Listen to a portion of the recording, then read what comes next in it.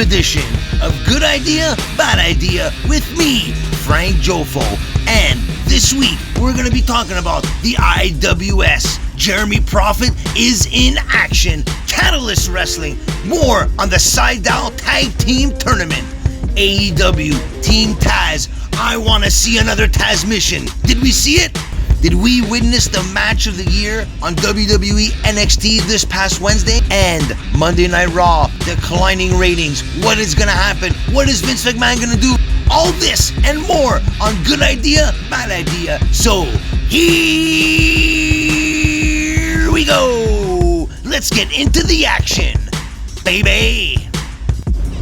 It seems to me after AEW Dynamite, Team Taz is starting a rivalry, and the rivalry is against Cody Rhodes, but the question is, who will be in Cody Rhodes' corner to take on Team Taz? Because what we see here is a future match between Team Taz and Team Cody. But Cody has no friends. He's gonna have to find friends fast. Will Hobbs, Ricky Starks, Brian Cage, and Taz's son Hook are all primed for a battle against Cody Rhodes, and I cannot wait to see Taz put the Taz mission on Cody Rhodes, because that was the best day of my life, because that, my friends, is a good idea.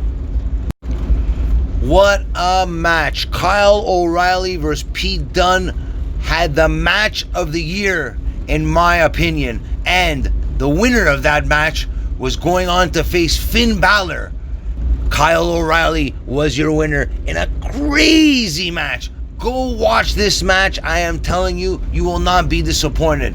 Kyle O'Reilly winning this was a good idea. And to top it off, Speedball Mike Bailey tweeted out yesterday's NXT match between Pete Dunne and Kyle O'Reilly is some very impressive high-level stuff. Exciting, and it got retweeted by none other than Pete Dunne saying, Speedball, come to WWE NXT matchups probably. Speedball Bailey retweeted, okay, on my way. I am marking out right now. Just the thought of Mike Speedball Bailey in WWE NXT has me overwhelmed with joy. I would love to see Mike Bailey in WWE NXT. The possibilities, the matches that could happen. Mike Bailey versus Pete Dunne. Mike Bailey versus Kyle O'Reilly. Mike Bailey versus Adam Cole. Mike Bailey versus Johnny Gargano. The possibilities are endless. I would love to see this, because that, my friends, would be a good idea. We got a small glimpse of Jeremy Prophet versus the newcomer Mike Martson on IWS on Facebook this week. Go check it out. And this match was a great match, and it went back and forth, power for power, speed for speed, and of course our boy Jeremy Prophet came out on top, one half of the IWS Tag Team Champions. It just goes to show, big or small, fast or slow, Jeremy Prophet always beats his opponent. And catch IWS on RDS2. And I cannot wait for independent shows like the IWS to come back to Montreal so we could watch some independent wrestling right here in my hometown of Montreal. Because that, my friends, will be a good idea. This week on Catalyst Wrestling, it was the Rep, the two-time tag team champions, versus Inter Lucas and his partner that Zach Amico picked for him, El Pendejo. Yes, El Pendejo was picked by Zach Amico because we needed a tag team partner for Inter Lucas. This match went back and forth. Well, it didn't really go back and forth.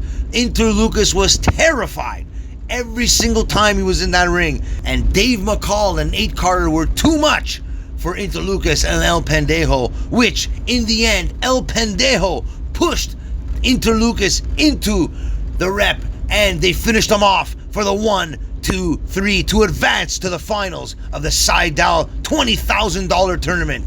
And on top of that, El Pendejo unmasked himself to be revealed as Anthony Galgone.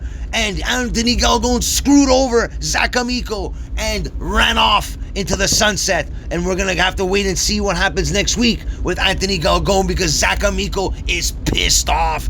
But one thing is for sure, catch Catalyst Wrestling every single Wednesday for this intense action. 7:30 on the Fight TV network and 11 a.m. the podcast on the Gas Digital Network. Because that, my friends, is a good idea.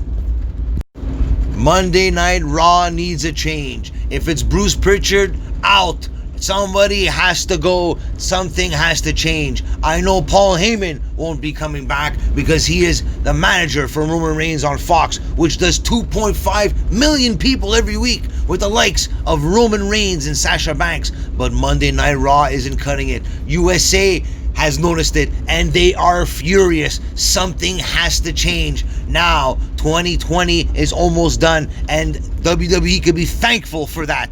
But the Attitude Era will not be coming back. That would be a bad idea. But Vince McMahon's back is against the wall and he always comes out strong and he always comes out better than he was before. I cannot wait to see what's going to happen in 2021 for Monday Night Raw because Royal Rumble is around the corner and we all know that everybody loves the Royal Rumble and it could be a quick reset for Monday Night Raw. We're going to have to wait and see because that, my friends, will be a good idea.